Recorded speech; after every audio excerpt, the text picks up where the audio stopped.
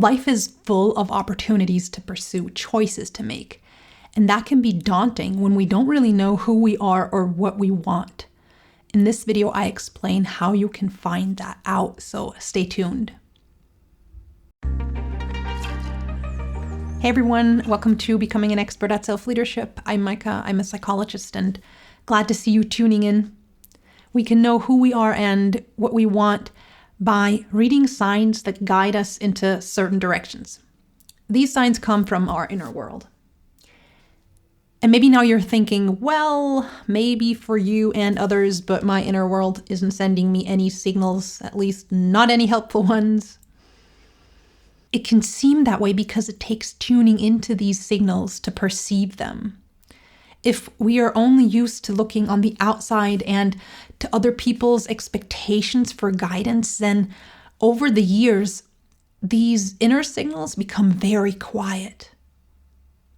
It starts by giving ourselves permission to look inside, and then continues with doing that more frequently, making it a habit to check in with our inner world, our thoughts, emotions, sensations, and impulses, to learn how we are responding to certain situations and environments. It also means to be willing to accept what our inner world is telling us. Here are 7 signs of self-discovery that you can look out for to learn more about who you are and what you want. The first 6 of these are taken from Lindsay Gibson's awesome book, Who You Were Meant to Be. Number 1, energy shifts.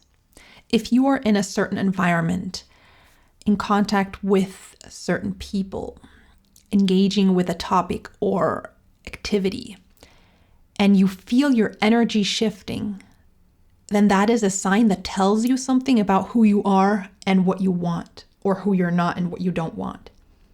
If you feel a pull, if you look forward to something, if it makes your energy go up, if you feel stimulated by it, then that's something for you. But if you feel bored, repelled, or like you need to push yourself through the experience, then that's a sign that something is not in line with you. Number 2, recognition. We also recognize ourselves in an area of interest or activity whenever we come in contact with a product or people from that world.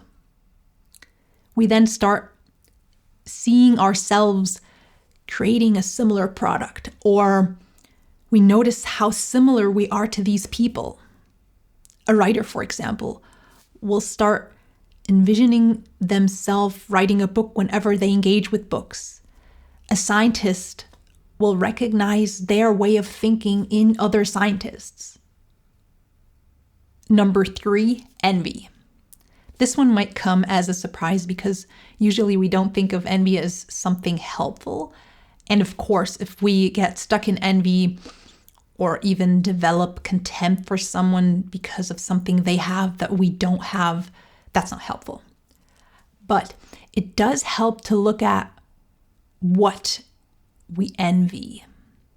These are things that obviously resonate with our inner world and that we also want to pursue, engage with, and experience.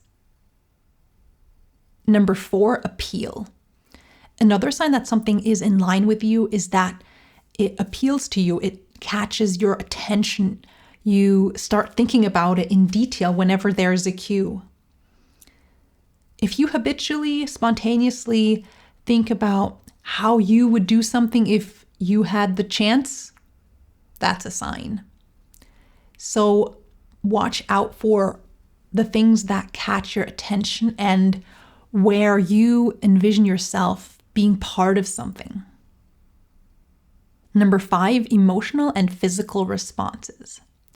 When you come in contact with who you are and what you want, you'll notice an emotional and physical response in your body. What that feels like exactly is very individual. Some people describe it as lightness in their feet, or as a sense of energy and a live resonance in their chest, or as a sense of relief, like a burden that's being lifted off of their shoulders.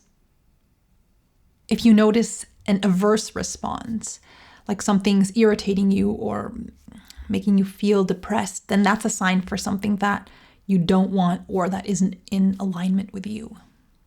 Interestingly, some unpleasant sensations can also be connected to what we do want, like nervousness or an anxious tingle in your stomach. It could be a sign of something that you feel pulled towards, but you also connect some fear with taking that step. Number 6, mental response. Another reliable sign is a positive mental response to envisioning yourself doing something.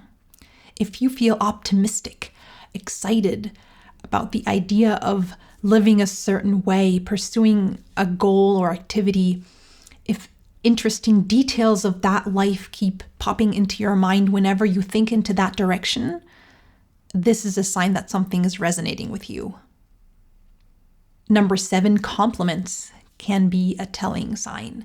If people keep telling you how much you've helped them in a certain way or how good you are at something, that could be something that expresses who you are. But you have to be careful with this one. Just because you're good at something or because other people have been very pleased by you in certain ways, that doesn't mean it's something that you want to pursue in depth. So some of the other 6 signs definitely need to accompany this one. It makes me very enthusiastic to think about life like this, to live from within, inspired from within, in resonance and contact with our inner world. We'll face problems and challenges on any path we take. Why not choose the problems that are connected to who we truly are and what we truly want? Also, this way of thinking about life highlights the importance of experience and observation. No one walks into this life knowing what they want, and we can't figure it out by only thinking and strategizing. We also need to start walking and notice how our inner world responds. Remember to subscribe if that thought resonates with your inner world. I also send out a weekly self-leadership newsletter to support you more. You can subscribe to it at the link in the description box. Till next time, take care and remember to notice the signs from your inner world.